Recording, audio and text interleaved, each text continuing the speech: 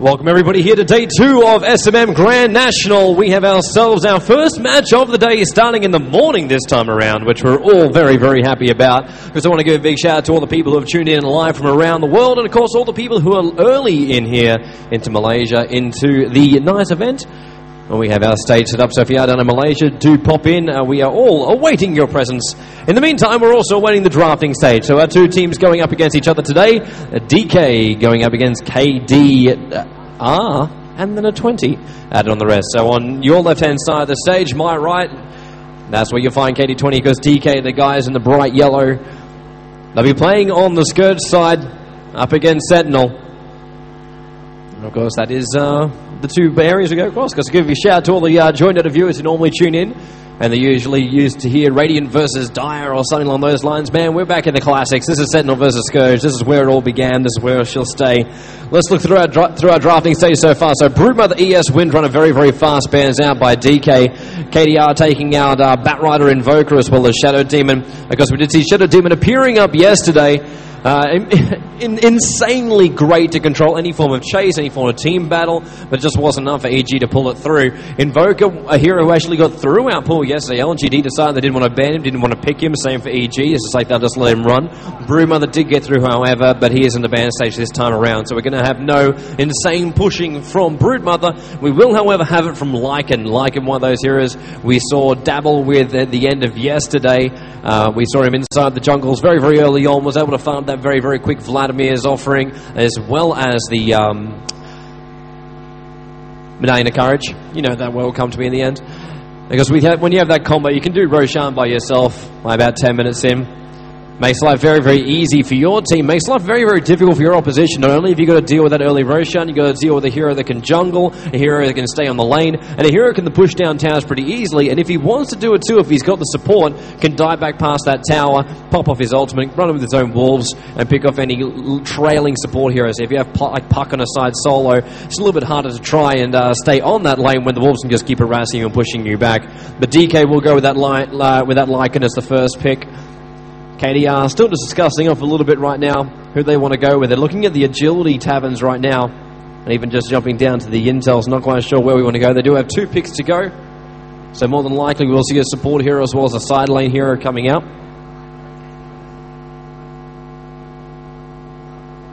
But having to make up their mind, eating into a lot of extra time during this first picking stage.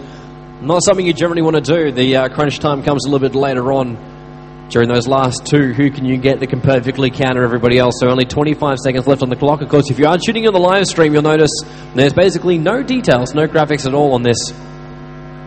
That's just because of the different versions. We will see if we can get that sorted. Lich comes up, so the first time we're going to see Lich on the main stage, which I'm massively happy about. And the Ancient Apparition to couple it as well. So the 2 Frostboys, AA, of course, with that massive global presence, we saw AA running as that solo mid, but can also run side lane support if he wants to.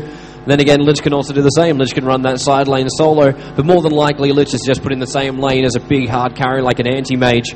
That way you can hold the creep wave back, makes life a lot easier for farm, and if that side lane solo decides to try and come down and do a little bit of damage to you, then you just basically frost him back, sacrifice, get your mana back, and then frost again. You just keep rinsing and repeating that cycle until the hero will fall back. So 2 more picks up for DK, and then 1 for KD, and then we enter our next stage of banning. So Beastmaster will come up, so we're going to see double melee coming up from them. Of course, really, and Weaver as well, so really showing their hand for the mid game. They did not want to trail this off into the late game. Weaver, of course, can compete late game if he does get himself a good start, but most of the time you do want to see him really hit his stride during that middle part of the game, which you'll be able to with the Beastmaster and Lycan support pretty easily. The bigger thing for me right now is what DK decided to go with their last 2 heroes. Do we see junglers coming up and actually throw Lycan onto the lane? Because at this point you could be looking at Beastmaster to solve that middle lane, then Weaver to run. Well, you could run him on that bottom solo. More than likely they want to have the farm on him, so you see him up on that top, and maybe even make a little bit more pressure on that Sentinel tier 1 tower in the bottom lane. Run yourself a bit of a tri lane down there. Puck was the last pick up from KDR. So they do pick up that side lane solo, which means we will see the Ancient Apparition either running solo, mid, or support. Lich definitely solo, definitely support. Faceless Void and Prophet being taken out, so KDR are fearing that ability to push. Because Prophet, one of those heroes that can push. He can also do all the roles that Lycan can do. So you can look at the jungle, you can look at the lane pushing, you can look at ganking if you want to do that as well. Lycan, not really that adept at that early on the piece. Needs those extra levels on those wolves before you can get the ability to put them in invis as well as get the bash. And Chaos Knight making it into the last stages of the bans. Of course, we were talking it over yesterday with Demon from EG.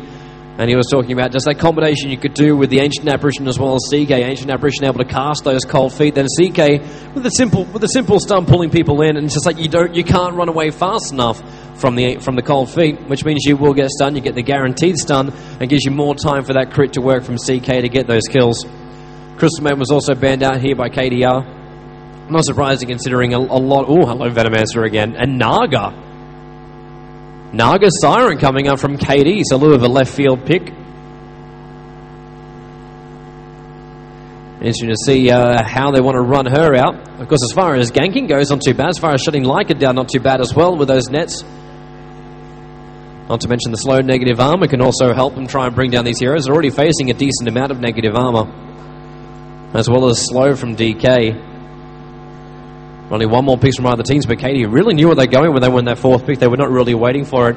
Because we did see yesterday the kind of pocket strat trying to come out from against LGD to take out that T1 tower. We saw like Bear, the Shadow Priest, and it worked pretty well, but they had to stick to it. So this time around, I hope Katie can stick to their strat. And Pugner, an instant Drow Ranger. Katie not even waiting for it. They were just continuously clicking that Drow Ranger. So let's jump ourselves into our full screen mode now. The draft is over. And we can check out who is going to be playing who. So KD, we got Bone playing as Puck. Drow Ranger. Wow, man, you can just keep on moving and your name is way too long. We're going to call you Maka. Achilles, just like the heel, he'll be playing as our... We're going to find her so you can actually see her as well. There we go. Achilles playing as our Naga. And then we have 20 on the Ancient Apparition and Tapa on the Lich. Over towards our DK side, we can check out Long DD playing as Beastmaster. Zippo will be playing as our Venomancer, Burning. An insane Lycan. We'll be looking for him a little bit later on. Pugner from Super.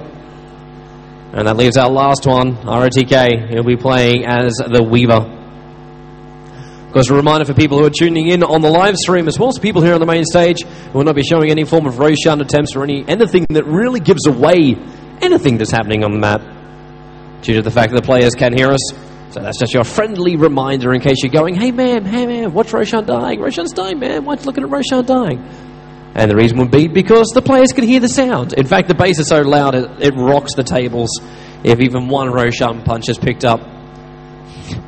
Good to see Drow Ranger having fun with their items. When you're bored, lay your life possessions out in front of you.